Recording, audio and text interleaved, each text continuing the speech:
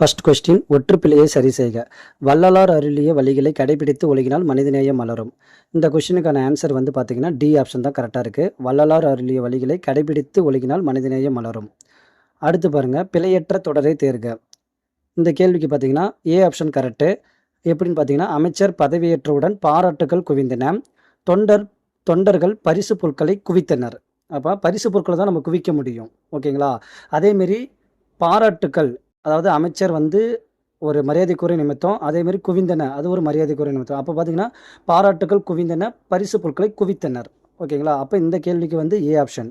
அடுத்த கேள்வி பாருங்கள், மோந்து பார்த்தால் வாடிவிடும் அனிச்ச மலர், என்ன செய்தால் வாடுவர் விருந்தினர். இந்த கேள்விக்கு வந்து டைரெக்டாகவே திருக்குறள் அப்படின்னு சொல்லலாம். அதான் பாருங்கள், மோப்பக்குளையும் அனிச்சம் முகந்திருந்து நோக்கக்குளையும் இருந்து.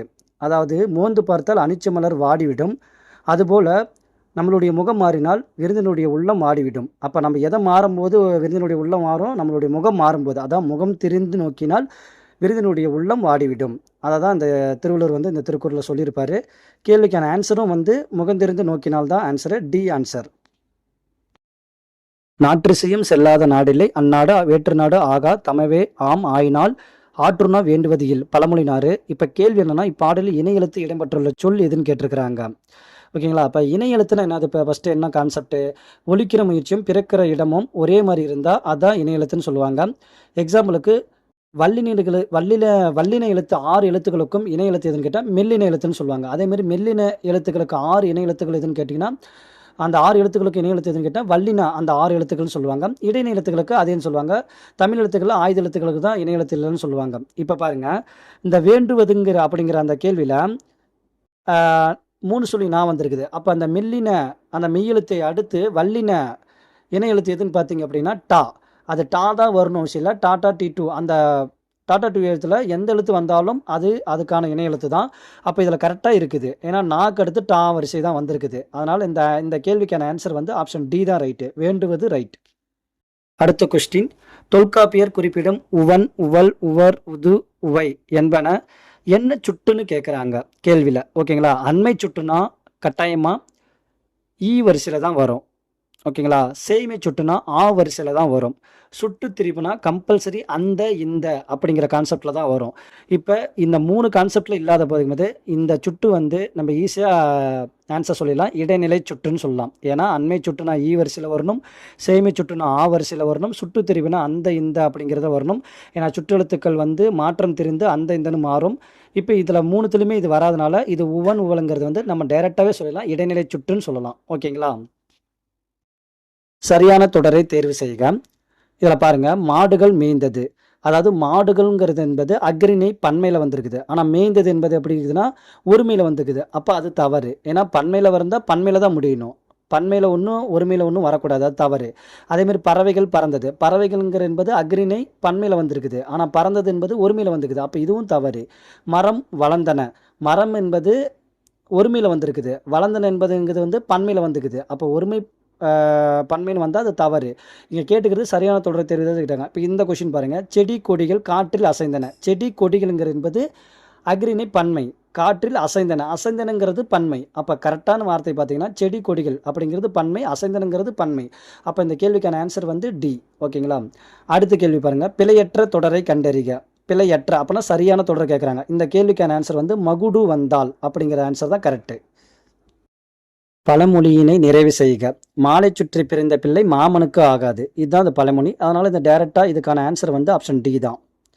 அடுத்து ஏலாதியில் கூறப்பட்டுள்ள சமணத்திற்கு உரிய அறக்கருத்து அப்படின்னா, இது 10th ஓல்டு தமிழ் புக்கில் ஏலாதியில் ஒரு பாட்டில் வணங்கி வழியொழுகி மாண்டார் சொல் கொண்ட அந்த பாட்டுக்கு கீழே ஆசிரிய குறிப்பில் சமணத்திற்கு உரிய கொல்லாமை அப்படிங்கிற வார்த்தை இருக்கும். அதனால் இந்த கேள்வி டைரக்ட் கொஸ்டின் தான். அதனால் இதுக்கான ஆன்சர் சி தான். அடுத்த கேள்வி, குமணன் நடந்தான், இத்தொடர் உணர்த்தும் வினையை கண்டறிகினா தன் வினை தான். அதனால் இதுக்கான ஆன்சர் ஏ. அடுத்த கேள்வி, பிறமொழி சொல்லை தேர்ந்தெடுக.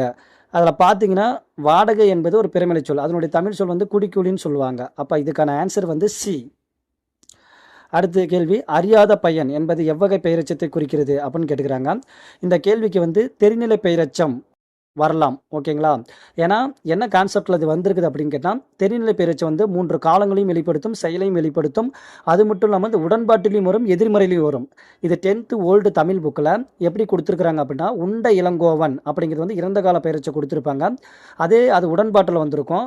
அதேமாரி அது எதிர்மறையில எப்படி சொல்லுவாங்கன்னா, "உண்ணாத இளங்கோவன்" அப்படின்னு சொல்லியிருப்பாங்க. அந்த கான்செப்ட்ல பார்க்கும்போது, அறியாத பையனுங்கிறது வந்து எதிர்மறையா வந்திருக்குது. அது வந்து உடன்பாட்டுல சொல்லும்போது, "அறிந்த பயன்" அப்படின்னு சொல்லலாம். ஓகேங்களா?